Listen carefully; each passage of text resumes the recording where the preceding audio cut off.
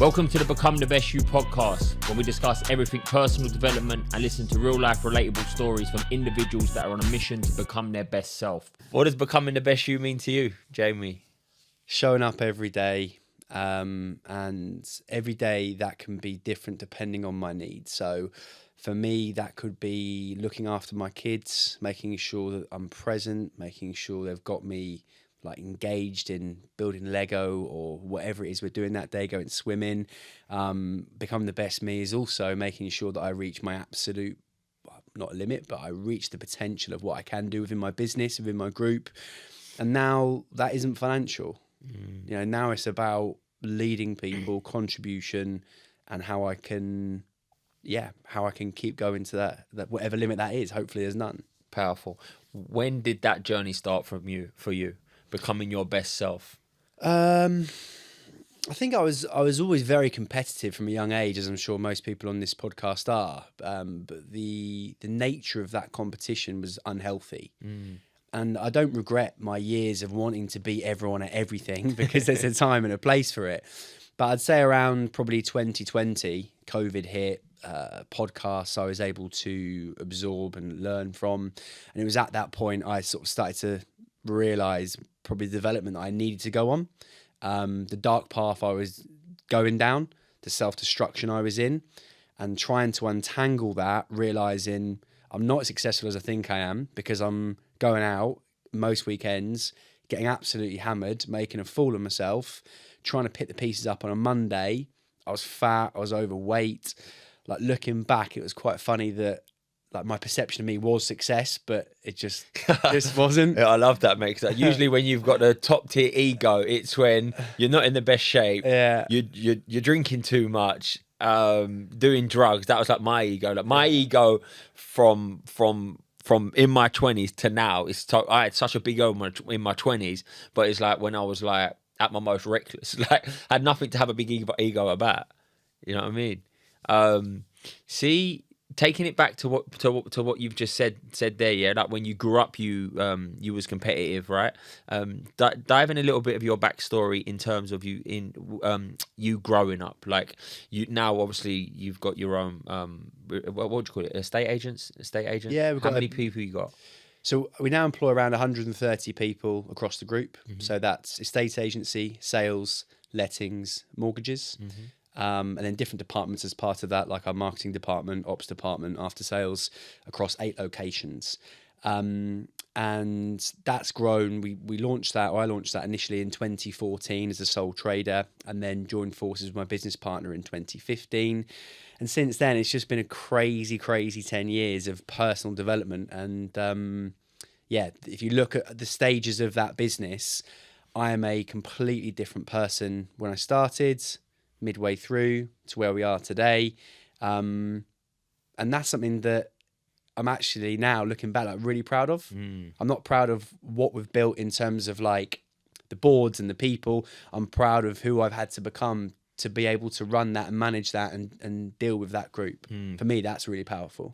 Did you always have that level of ambition from growing up to what you've got, or to get started in what you started?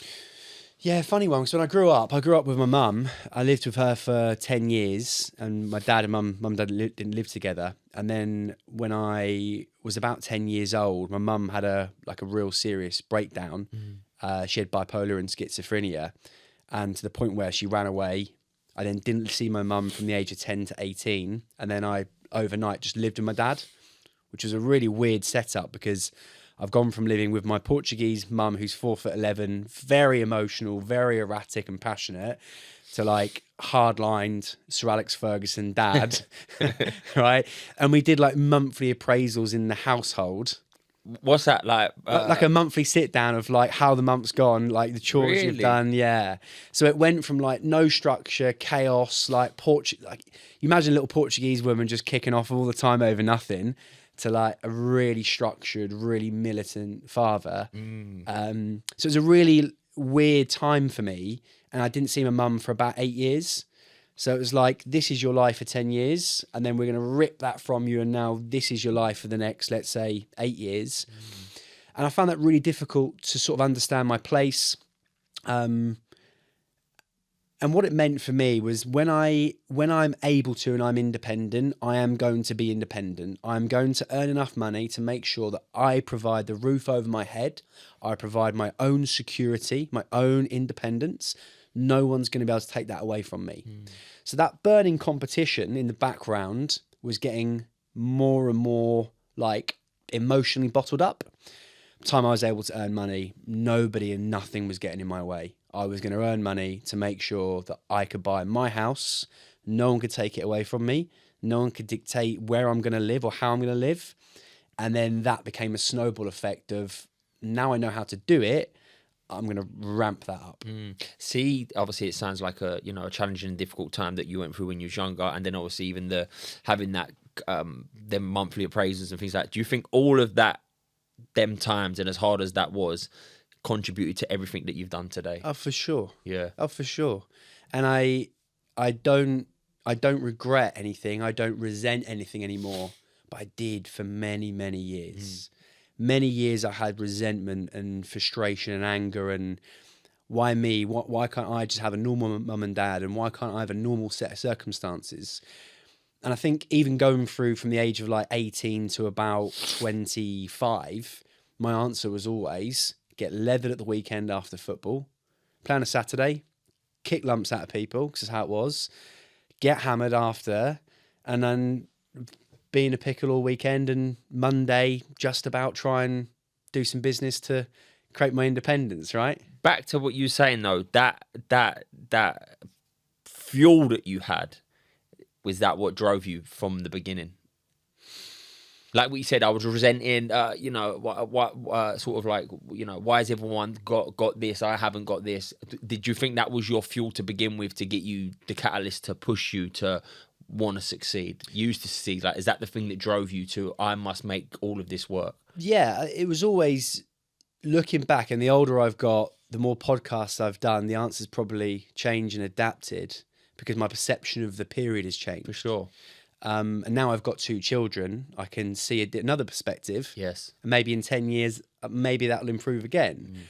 But a lot of that energy was fueled by fear, anger, fear of not being good enough, fear of making sure that, like the fear of failing, the fear of losing. I'm grateful for it. Yeah. Back then.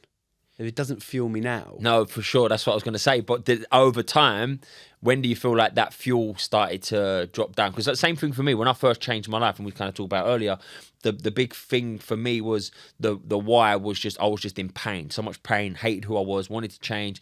I need to prove to myself, the world, so on and so forth. And it's like, I got through that stage and it was like, well, I haven't got that anymore. So what's now driving me? And then it was the next thing. And then I realised, oh, that's not driving me no more. Then it was the next thing. So I'm always shifting and changing why. So you feel like that was the same for yourself? Yeah, and my period of that was around 2020 to 2020, well, 6 now. It was like this period of self-development, self-improvement, like moving forwards but still moving backwards, because I was improving, but I was still making the same mistakes, but they were just more stretched out. It wasn't like every weekend I'm making a mistake. It might be every 3 months, 6 months, maybe 9. The mistakes were still happening and the fear was still there, but it was just more stretched out. And as time went on, that feeling of I need to do this because of fear then started to change and develop totally. Took a completely different place now, which is just like... What is it now? Now it's like I get out of bed and I don't have that fear.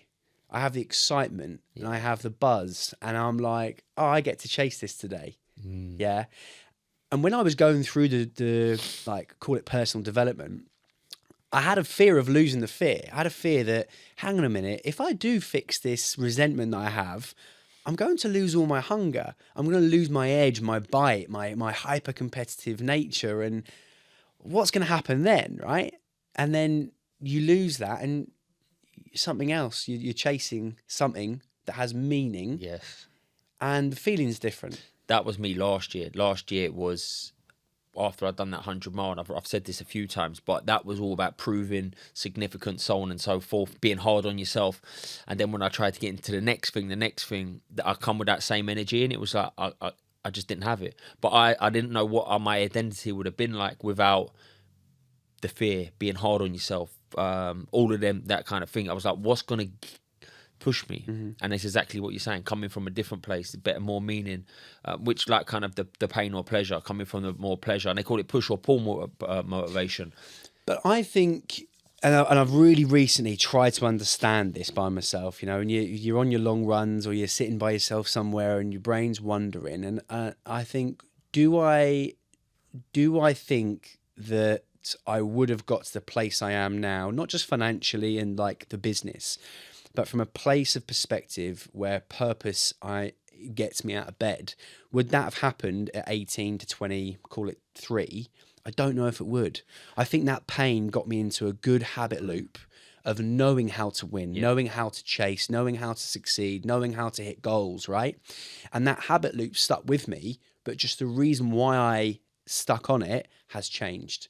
Yes. And now I feel more at peace. Yeah, for sure. Well, I think, and there's a lot of people that I've worked with, by the way, they've got something very painful or significance driven from the beginning, then they reach a certain level, and then it's like, it's not going to take them to that further step. And that's happened to me. I believe sounds like what's happened to you. Yeah, I think it happens to a lot of fucking people, but I don't think it's bad. I think you've got to use what you've got. Does that make sense? Like, if you're in pain right now, use the fucking pain. Don't let it use you. Let it drive you to get whatever you want, the success, all of that stuff. But I do believe there comes a day where it's like that just stops. It just doesn't take you to there. And that's when you got to find something more deeper, more meaningful. Usually comes from a place of contribution. One of the conversations that we had was coming from how much you love inspiring and helping and serving other individuals. And when we had that conversation, it was like, it clicked. That's why I'm doing exactly what I'm doing. Yeah, strong epiphany moment. Yeah, it's very strong. And things like that get you out of bed, because it's like we was talking legacy. It's limitless. It don't stop.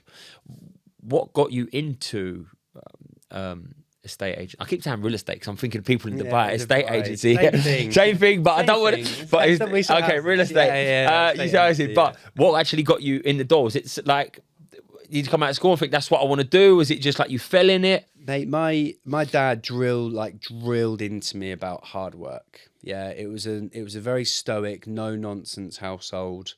Don't talk about emotion. Don't talk about you don't cry. It was just really like old school, strong values.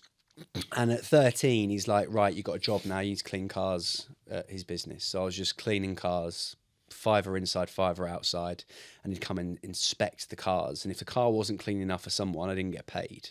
It was good. It was a good lesson. Yeah. Yeah. Not at a time though. No.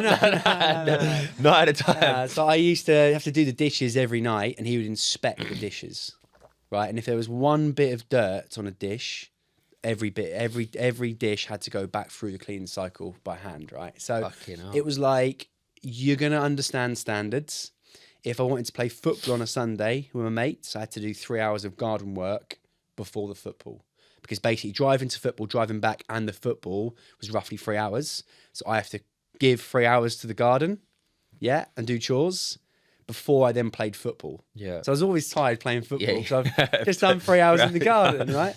Every week that was? Yeah, every week, yeah. Was it big garden? Just a lot of shit. Were you finding stuff to do? A lot of weeding, yeah. But it was always about hard work. And as I said earlier, I didn't have the best relationship with him, even though looking back now I'm very grateful. But I wanted to earn money so I could have independence. Because in my mind, if I earn money, I can pay my own bills, I'm in control, I can be secure, and I haven't got to rely upon this man telling me off or my mum running away, yeah?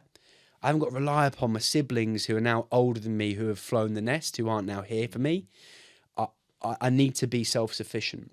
So I did anything and everything. I bought and sold cars, bought and sold mopeds. I just made money. I worked at Primark. And then from there, it was like, I now needed a career to get into. A friend of mine from football had got into property.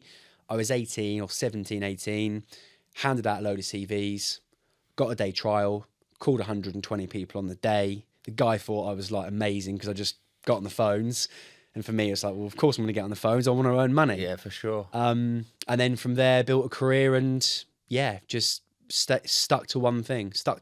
And Yeah, it paid off. How long did it take you to go from working for someone to actually taking a jump 4 years. and starting your own thing? 4 years. 4 years. So I launched at 22.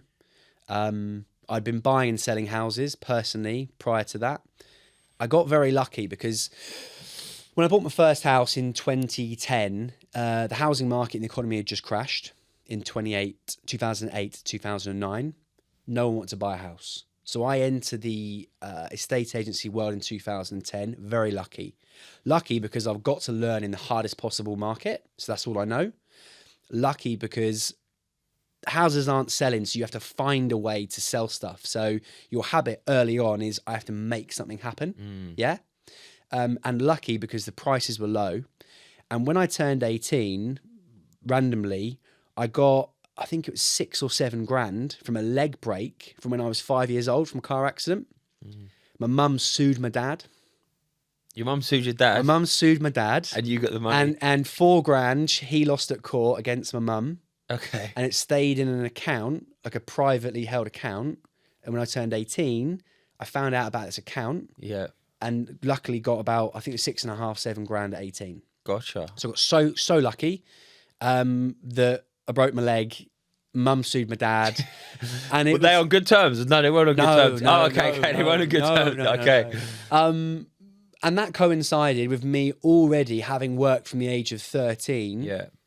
Doing overtime everywhere, pretty much working 7 days a week around sixth form because I was just workaholic. I'd saved some money. I'd earned a few pounds. Luckily, that with the money I then got was enough for me to buy a house as the market was its lowest point. At 18?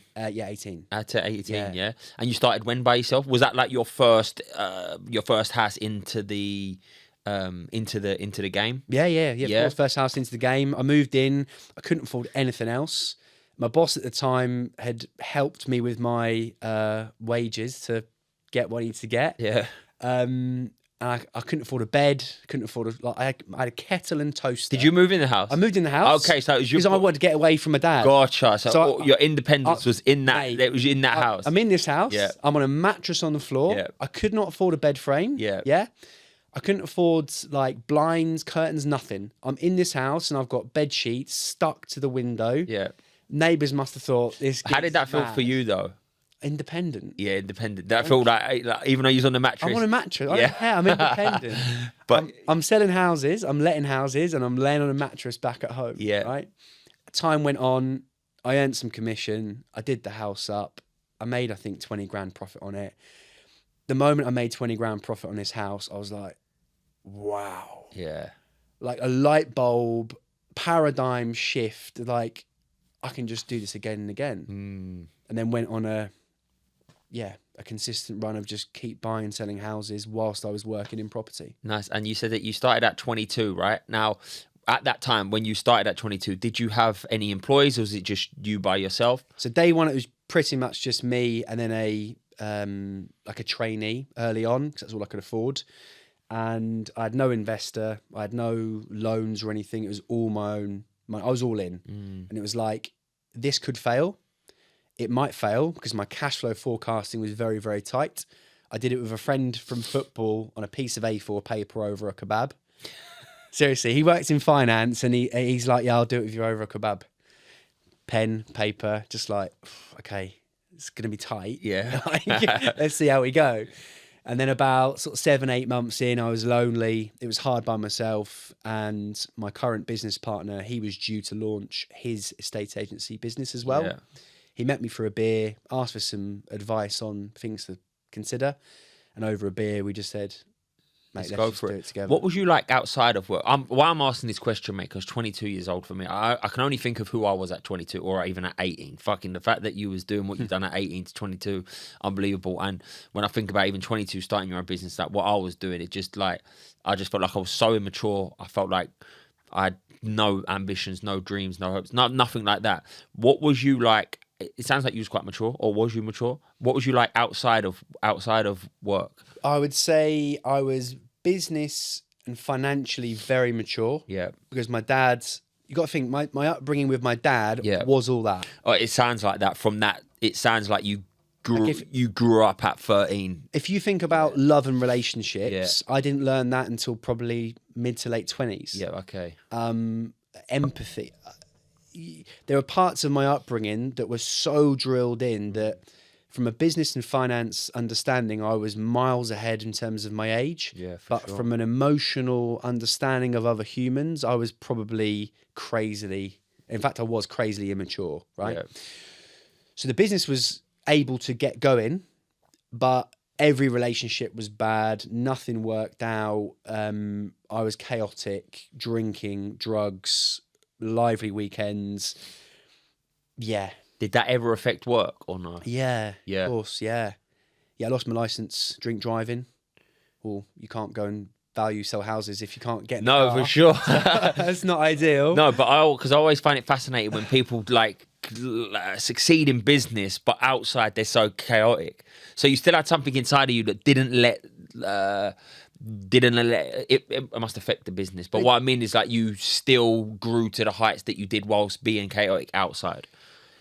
Yeah, it was a business, Yeah. and it survived in terms of it made a profit. Yeah. But you can't compare that business to where the business has been able to go For sure. off the back of me developing as a leader from 2020 onwards. Cool. The size difference is, like, if I think about 2018, we probably had maybe, I don't know, 12 members of staff, maybe.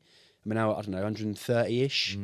And the business is a whole different beast now. It's a, well-run, slick, For sure. operation. The difference in 2018 to 2020 was what personally? What do you feel like you done that made you more of a leader and to be able to build what you was building?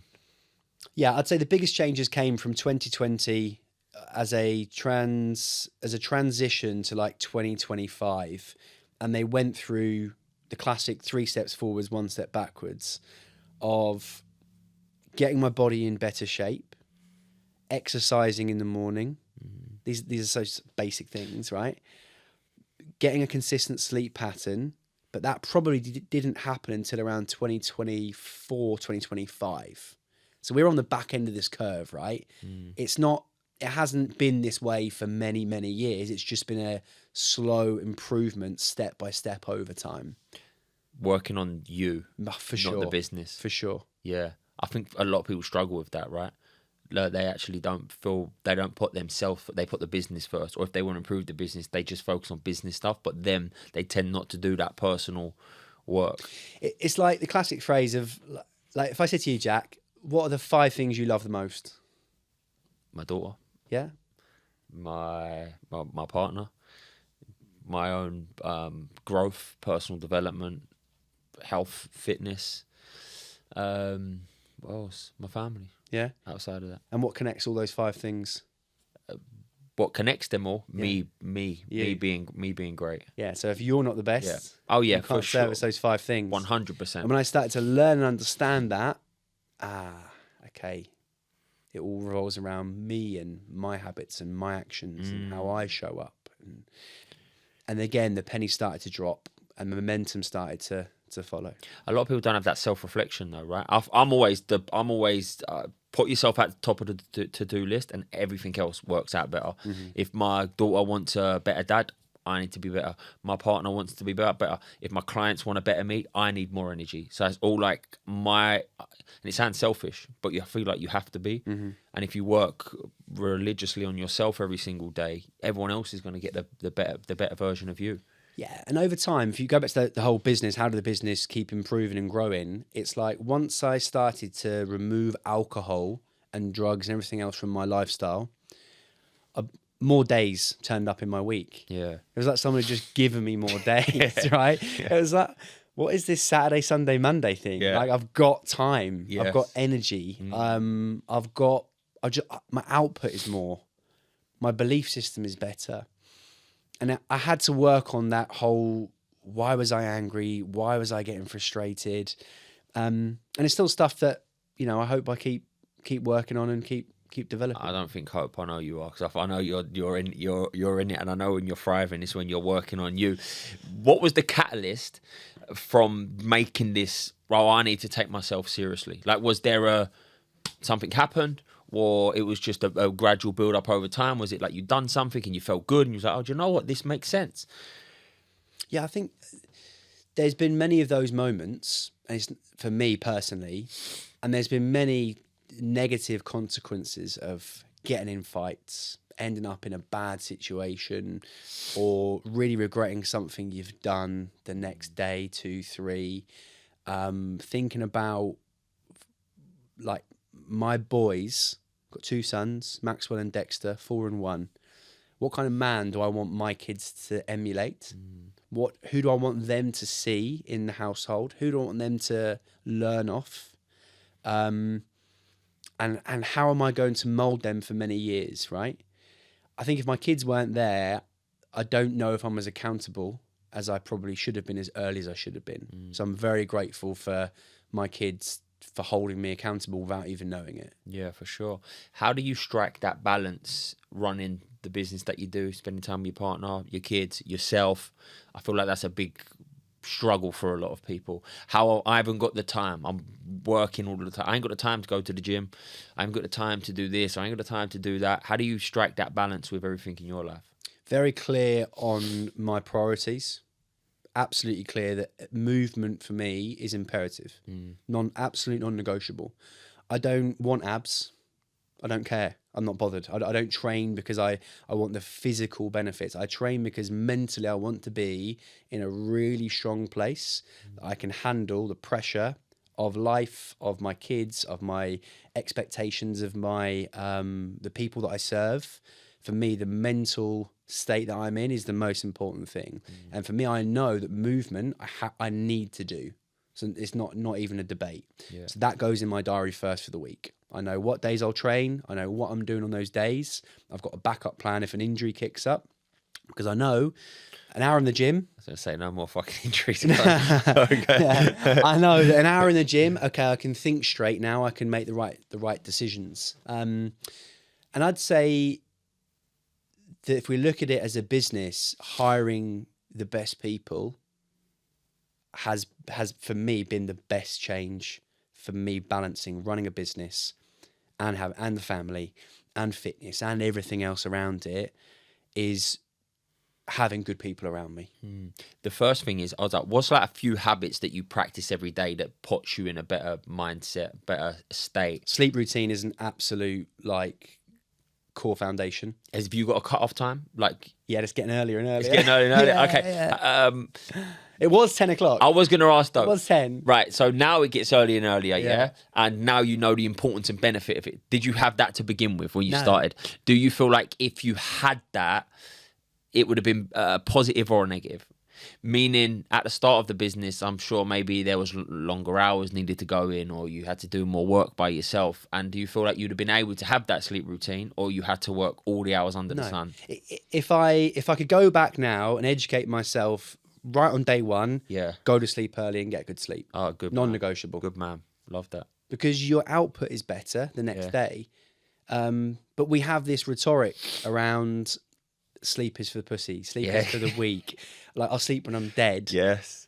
Yeah, but you're not going to perform the next day. And that's the fucking problem. I'm so glad that you said that, because even I've got in my head about this, but I'm very strict with my sleep, my routine. It's not that I love sleep. I just literally walk in my bed, go to sleep, wake up. It's not, I don't do anything in there other than sleep. But I know if I don't have good sleep, I'm going to feel shit the next day. That means I'm not going to be able to get much done during the day. And in the past, what I would do, taking it back to what you said, was like, I'd finish work, let's say even it was 7 o'clock. But I'd be like, you can't finish at 7. You got, that's not successful. Successful's 11 o'clock. And I would sit there on my laptop for 3 hours, like, just fucking wrecking my brains, trying to do nothing, but felt like this is what successful people do. Busy. And then you wake up in the morning, you feel fucked, and you're like, oh, what am I doing? But then I realised, like, why am I doing that? That makes no sense. Get to bed early, get up early, get shit done. And I'm so glad you said that, because I think a lot of people struggle with that. I would not change that. I would change that. Sorry, I would not change my view on that, regardless of where I am in terms of my business journey. I would go back and tell myself on day one, go to bed at a time that now it would be now it's like, I know I need to be in bed, like bed by 9:30 as an absolute latest. It was 10:30, then 10, then 9:30. It'll be 8:30. Soon it's gonna be It'll be 8:30. But like, we have no TV in the bedroom. Yeah, there's same. no Insta in the bed. None of that. Yeah. It's we're going to bed to sleep only. Yeah.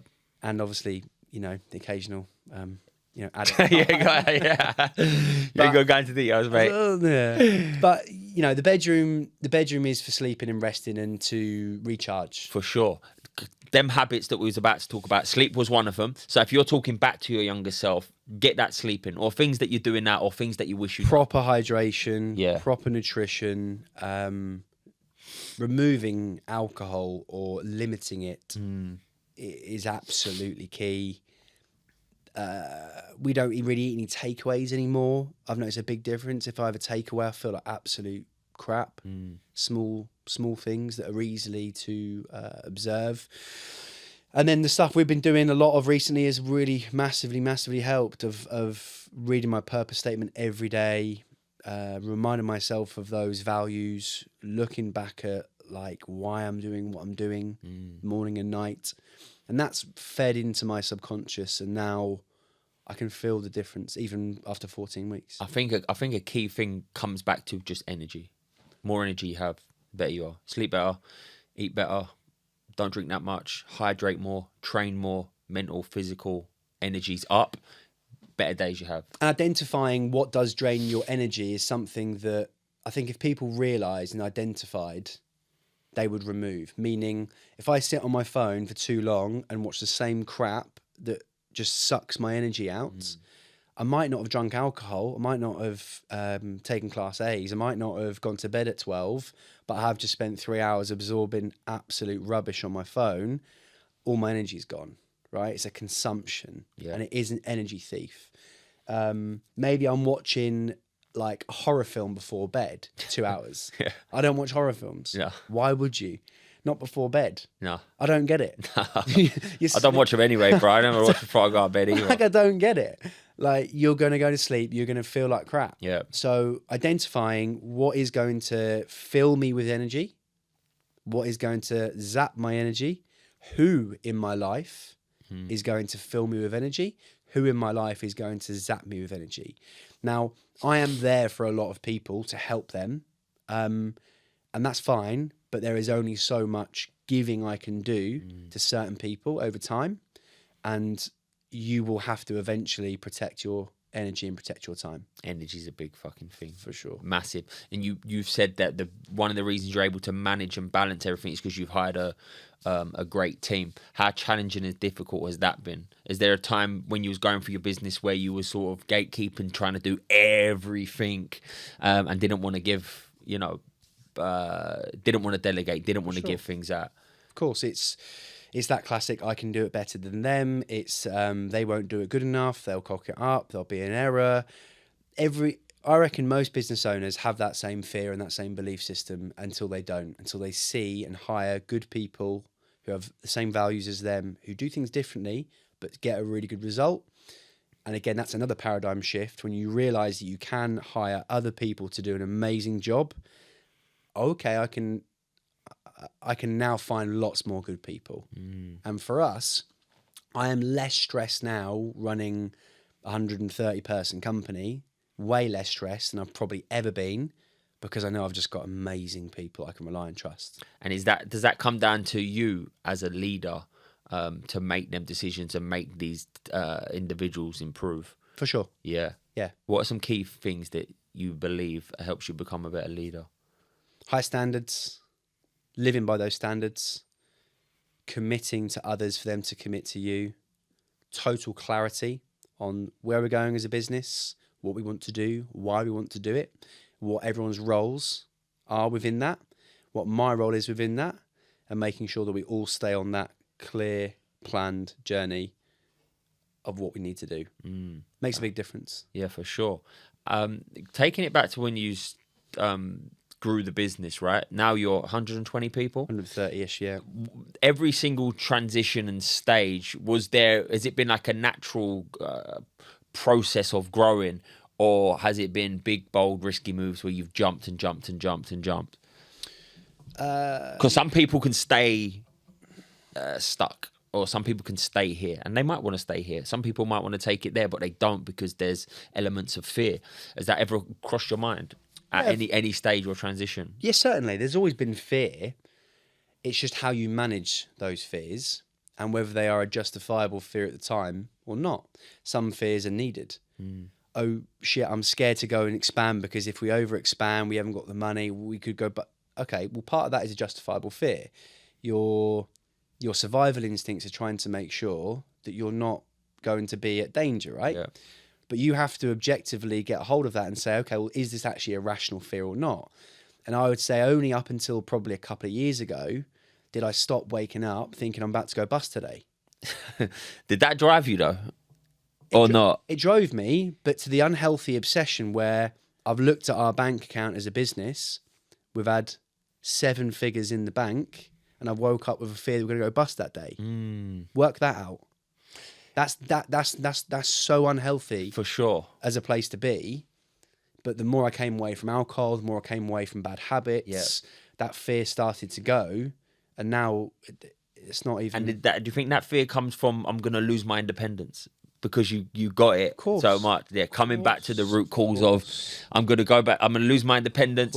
I might have to go back home. I have to go back home. Wash the dishes again. Yeah, I've got to wash the dishes. I've got to do the garden. Yeah. I'm not that. Do you think that's what that fear was? Part of it. It was also a culmination of that and like fear of failure, fear of like your status that you've in your head built up, that I'm someone that can succeed, I'm someone that can deliver, I'm someone that can win, I'm someone that can do all these things, and you overexpand, it all goes pop. You're no longer the identity that you've created.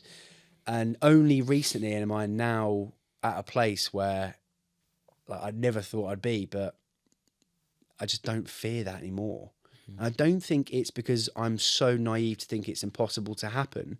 I'm just comfortable that I'm now at a place where I can make it back again. Like I'm that confident with the ability and the work rate that if everything went bad, I'd find a way to like protect my kids. And what do you think that shift was for you?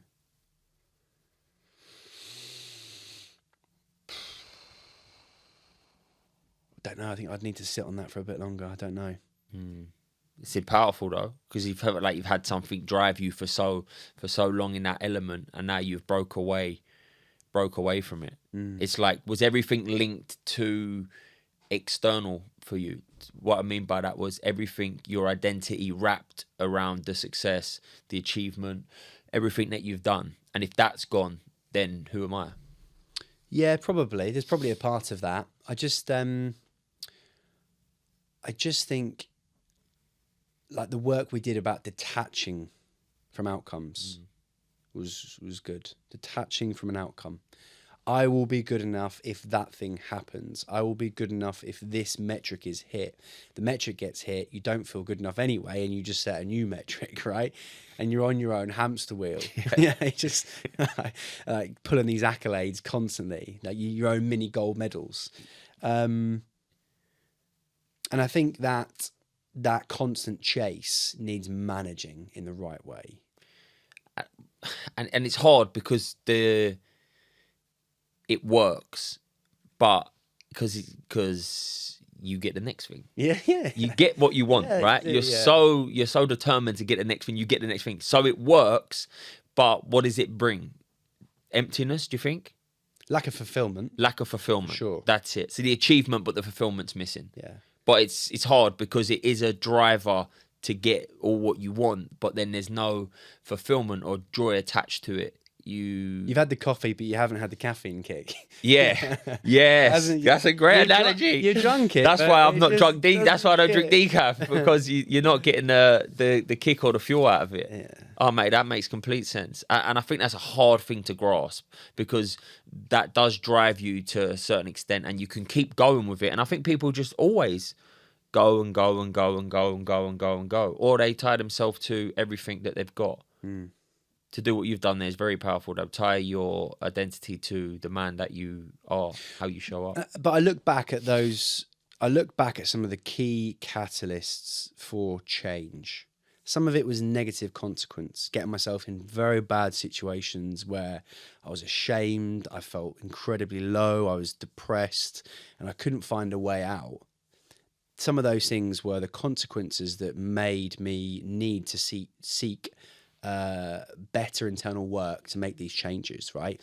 But I look back to like the COVID period as an opportunity for podcasts to open up my brain and listen to other people and say, wow, I do that. And he did that.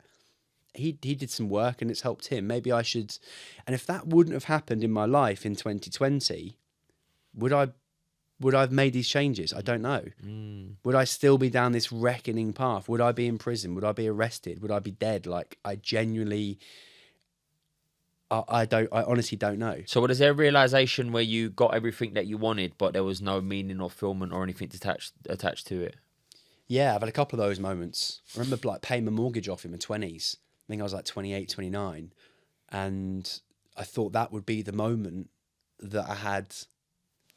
What was it before? What was you saying to yourself before? When I do that, I'll feel secure. When I do that, I'll feel independent. I've definitely got my No one can take it away from me. And then obviously you have the feeling of emptiness and lack of understanding, and you get back out on the beers again because you just want to distract yourself from the uncertainty of what this is. When that happened, if you could remember, did you then say, it's because I haven't actually got that?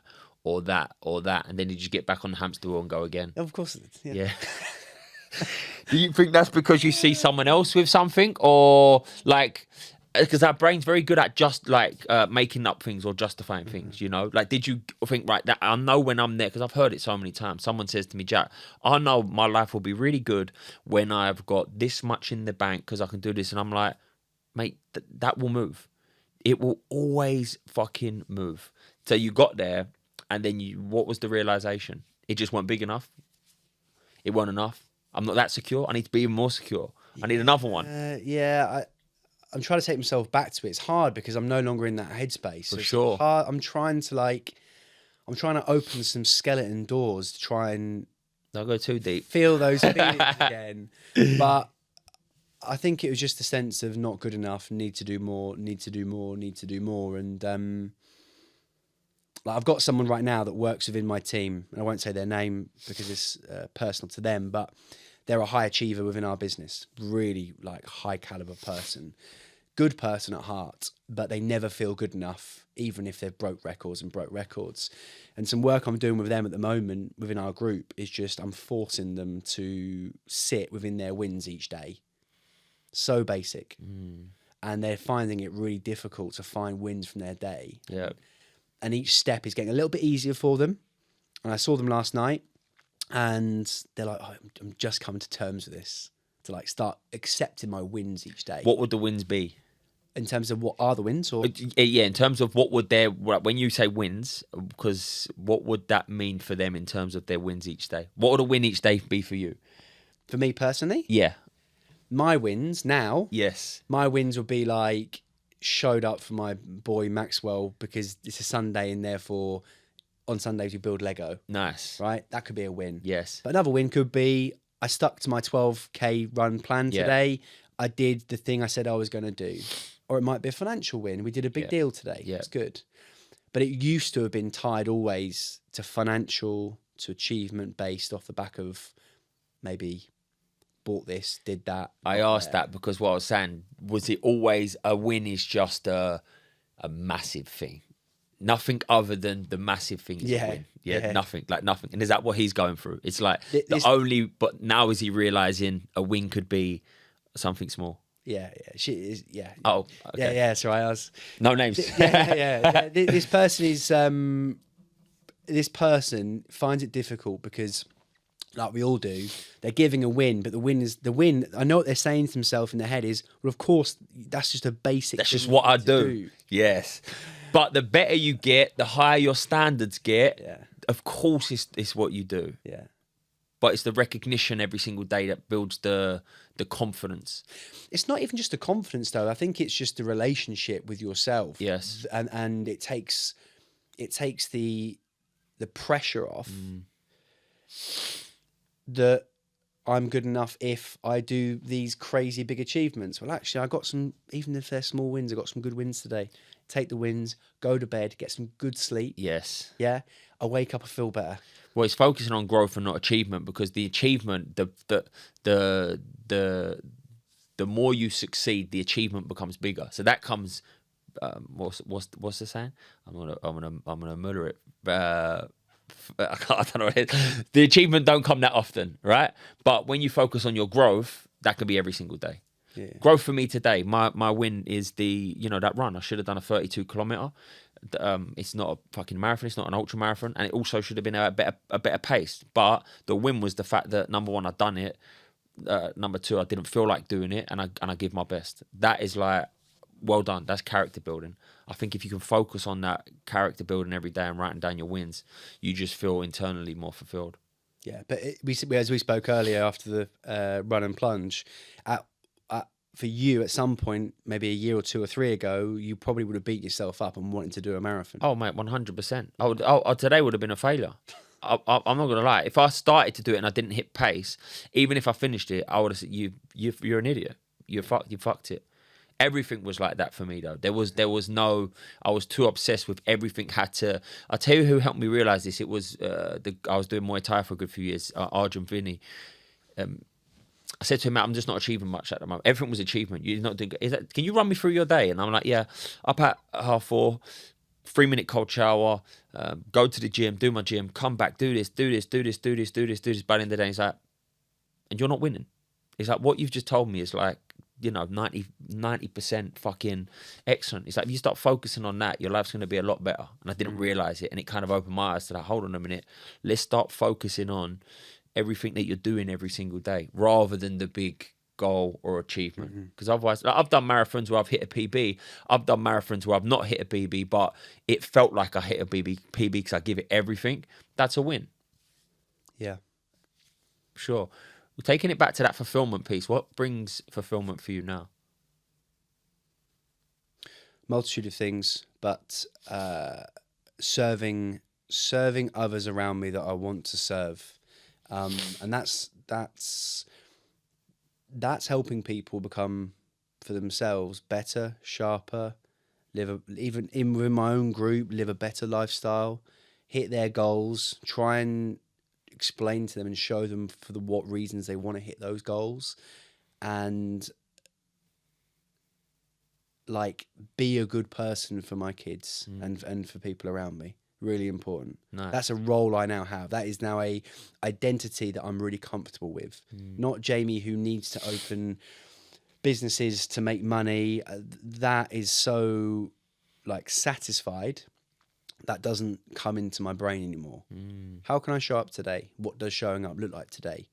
Today, showing up meant being on time for this. It meant making sure that I haven't had too many coffees, so I feel terrible. Making sure that we get the run in, we have a good conversation, we do the plunge, right? Not bottling out the sauna and the plunge early. And then hopefully giving you a good conversation for the podcast. Today, that is showing up, being present, not stuck to my phone. I barely looked at it, right?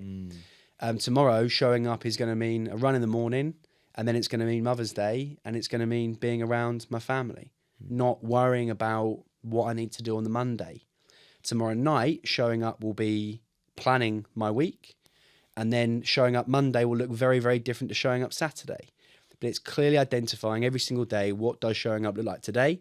Who am I going to serve within my circle? What can I do for them? What do they need from me? And does that help me to align with my long-term goals and my long-term values? Yes or no? And if I'm clear on that and I live by that and I reflect every single day, I can't see how I'm going to go off topic or off direction. It's like if you're running, right, you're doing a 100k run, which you do. If you're not checking your coordinates or there's no flags or no way markers and you're just running, you can end up anywhere. Yeah. But if you're constantly checking, reflecting, seeing, the energy you're putting in is on the right path. That's what a daily reflection will do, morning and night. For sure. The transition from, thank you for sharing that, by the way, the transition from going through from service to all about what you want for you. So one of the good conversations that we had together was you're always chasing something, yeah, and then it switched from what you actually love to do, help, serve. It felt like it was a switch overnight. Yeah. How different has things felt for yourself internally, fulfillment from service to kind of achievement? You're still going to achieve, but you've gone from just wanting to achieve to actually like this contribution role, which I think was great to see. Yeah, I think we've uncovered parts of it now, but if I look back at my early business days at 13 years old doing the car wash, everything was, if it made money, it made sense. Yeah. And that was drilled into me as a belief system. If it makes money, it makes sense, right? Good phrase. Yeah, it has its uses, right? So you asked me, what do I want to do this year? And part of it is opening some other locations. And one of the locations we spoke about, and you said, why do you want to do it? My instant response to the belief system was, well, because I know it can make X, Y, Z pounds in profit. You're like, well, does that mean anything to you? I'm like, not really. What does mean something to you? Oh, actually, I get to work with other really good people. I get the challenge of taking on a new area. I get to work with another manager. I get the buzz to see them go from like bottom tier in terms of sales agreed to top. Okay. There's a different meaning behind why I actually want more offices. It's not actually for the profit and the pounds and pence at the end. It has to make a profit to work and survive. But actually, I don't actually do it for that at all. Yeah. And that was a realization very quickly within like one call. And it was like, wow, okay, yeah, that's powerful. Coming from that place, what does that give you coming from that place? I've got more energy. Right, okay. I've got even more energy. Does it feel like you could take it even further? I've got more energy, more desire, more clarity, and I've got less fear. Because now, if that doesn't make money, right, it hasn't been a failure. Because the win is getting to work with more people, having better relationships, and the challenge of what we're trying to do into new locations. If it loses 1 month, that isn't a failure. Whereas previously, any branch losing any month, catastrophe. I'm a loser. It's always Yeah. It's always directed inwards. Yeah. It's always directed inwards. So that took the pressure off, but it didn't take away the desire and work rate to want to go and do it. And that is where a lot of people are worried about making these mindset changes. They're worried they're going to lose their edge. They're worried they're going to lose that bite or that determination. If you've already had it, you're not going to lose it. Yeah, I agree with that. Just the thing that's pushing and pulling you changes. Yeah. If you never had it in the first place, I don't know if that's going to suddenly... Do you think this is something people are born with? No. No. I think it's an environment thing. Yeah. As well. And you are a product of that environment for sure. Your mum, your dad, your brothers, your schoolmates, your coach, whoever you're around, you're going to end up more like them. And you can instill it into people. For sure. Yeah, I believe that too. Because I didn't have that same bite. Do you think that's where a lot of people plateau at? See the shift that do you feel like you would have plateaued, or you wouldn't have this new lease of life or this new energy if you carried on the way that you was going? I'd have still moved forwards because my work rate was still for sure crazy, but we would definitely not be the size of business that we are today. Unequivocally, we would not be here had I not have made those changes, for sure. Yeah. And now you feel like that's something that's now can take you... I feel like it's limitless. When you're trying to contribute to... When you are contributing to other people, when you're seeing other people win, when it's coming from a new place and it's all about service, it's limitless. It don't stop. For sure. And it's also changed the culture of the group. In what way? Well, if you think about... If the ringleader of a group is always out doing certain things, living a certain way... the next tier of the group is going to copy those habits. Yeah. If the ringleader of the group changes his habits or her habits and lives by them pretty much day in, day out, the rest of the group are going to change their habits, and it's going to have a cascading effect through, for us, our business group, organization, whatever you want to call it. And that's going to have a big impact. Is these things that you've actively done yourself? Like, I mean, is your the way that you speak about certain things, the way that you're doing certain things, has that changed in the business Massively. or is it okay? Cool. Massively, and the culture's changed. Yep. The standards have crazily leveled up. The professionalism in our group has leveled up. The level of, I'd say, empathy and care has leveled up. Everything has Nice. changed within our group. And that's just because the way that you've been acting, having conversations, or you actually actively having meetings and putting things in place to put this across to people, or is it just because you've shown up differently? You've got to think, right? If you're a certain character 5 years ago, you hire different people. Yeah. Yep. If you're a different character 5 years later, you're able to hire better people because they want to work with you in that current state, not you 5 years ago, and that improves other people within the business, and they recruit better people within the business. Gotcha. It's such a snowballing domino effect. And I'm not the only reason for all of those changes, but I'm the first reason that starts the chain of events off to hire other good people for them to hire other good people. Yeah, for sure. And looking back, God knows where I'd have been. Like, genuinely don't know if I'd have been alive. Like, there were so many moments where I look back now and think, that could have gone a different way, you know? I've had a few of them. I've had a few of them. That could have gone a different way, you know? Yeah. Your luck may not have been in that night, and that could not have gone well. Yeah, for sure. One of the things that you touched on is failure. Has there been a lot of failing along the way? For sure. What are some ones that stood out to you? Because a lot of people hold themselves back from that. They either don't take action because they think they're going to fail, or they hit a roadblock and then they're like, right, that's it. I need to back off. Right? Has there been ones for you? How do you perceive failure? And also, has there been one for you that rocked you and thought, oh shit, this is either go back or go forward? How I perceive failure is very different. Previously, as I said to you, one bad month in one office and I've failed and I'm a loser and it's all going to go under, and the catastrophization of something was so extreme. Now these are just lots of little hurdles. There's just lots of challenges. There's just like the press now want to abuse us. That's now the new thing. And now I'm in a place where I can just deal with that and handle that. And I know that's going to be more and more challenging as we keep growing. So I'm now more aware of it, but I'm more comfortable with it. Yeah. Whereas probably 5, 6, 7 years ago, that would feel like a failure, right? Past relationships that failed or felt like a failure. Friendships that didn't work out because we grew apart felt like a failure. Now I don't perceive it as that. Yeah. At all. What you learn from it. Redirection, no problem. Grow. I said something about that the other day. It's just that I always fail. Just don't give in, and I'm not a failure. Just don't quit. And I think that's a good way to look at things. What's next for you? So we're at 120 people.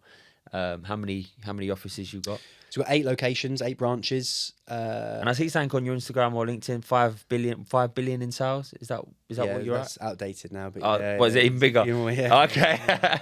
We need to change that. Yeah, we do around 750 million a year-ish. Massive in sales. About 800 million a year in sales we do. Massive. And what's next? Where's Jamie going next? Where's Minors? More branch locations. We're growing everything. So we've acquired 6 companies in the last 2 years. So we're now buying out lots of other businesses in our sector. We're looking to grow aggressively our mortgage business.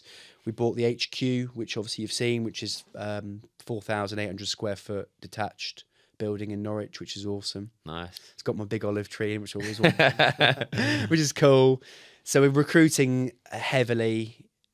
We'll probably add this year another 30 people to the group, and open another physical location this year, hopefully in about 2 months. Nice. So we're likely by next year to be at about 10 locations and probably 150-ish people. That's the business. Key thing in the business: hire the best people, train the best people, retain the best people, level up the quality of people within our group. Keep doing that. And then personally... I was going to say personally, how important is it to you? Because I know you're always trying to challenge yourself outside of work. How's important, because you've achieved massive, success in business, right? How important is it for you to have your own challenges, goals, personally It's outside more of work? important. More important. It's more important. Yeah. It's more important. How comes? Because adding more branches to what we do isn't difficult now. We've got a blueprint. We know what we need to do. We've got the funds to do it. That's not challenging. It's exciting because you get to add another complexity to another new market, but it's not a challenge. I'm not going to grow from that. If we go and open 2 branches this year, I'm not personally going to grow from that. Not very much anyway. But if I go and try and run a marathon when I've not been the best runner historically, right? Okay, this is a challenge to improve my marathon time. That's hard. Yeah. And I physically can't delegate that. Yes. I have to go and earn it. Yeah. Yeah. I can't just send some money over there and someone else does it. I have to show up 4 times a week. Yeah, and I have to earn it, and that for me means I think that's it. 10 times I have to more. fucking earn it. I have to earn it. You have to earn it yourself. Yeah. Mentally, I think it doesn't just have to be running, but do you feel like there's something with running where it's like mentally, physically, you have to fucking go and get it. No one's going to get you up. No one's going to get you out there. You've actually got to go fucking break your balls and do it yourself. Yeah, and It feels so fulfilling. For me personally, my personal achievements have meant more to me than I love changing lives. I love what I'm doing with my business, and also I've got a long way to go. But my personal achievements that I know that I've put everything into have made me feel most fulfilled. yeah. And that goes into, I believe, all of my work. Is that the same for you? Yeah, and I look back to we climbed Kilimanjaro last year, which is an awesome experience if anyone wants to do it. Just a great experience. And on the last couple of days, and things were just getting a bit tougher for the group, it was like, guys, this can't be given to you. Yeah, you can't win it. You can't buy it. You must be earned. Yeah, you got to fucking get it. Yeah, that was good. That felt good.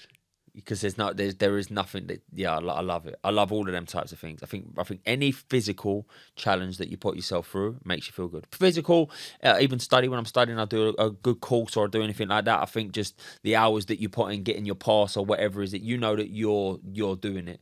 It's something different than just to work and business success. Listen, bro, we're gonna wrap up. Been unbelievable having you on. Thank you for sharing everything. Thank you, mate. Appreciate everything you've done for me. You've been a big catalyst for this next layer for me. I put on there the other day with a testimonial, but you've added another. It's hard to quantify, but we say at least 30% to all of my output. And that's, I'd already done a lot of work prior to that, so I wasn't sure on the levels that you could help take me to. You've absolutely taken me to a whole other level and whole other paradigm, which I'm yet to see all of the benefits from, because that's going to compound over time. But I honestly think I'll look back in 6 months, a year, and think that was another big catalyst. Appreciate it. Thank you, mate. Good work. Cheers, dude. All good. Thank you, mate.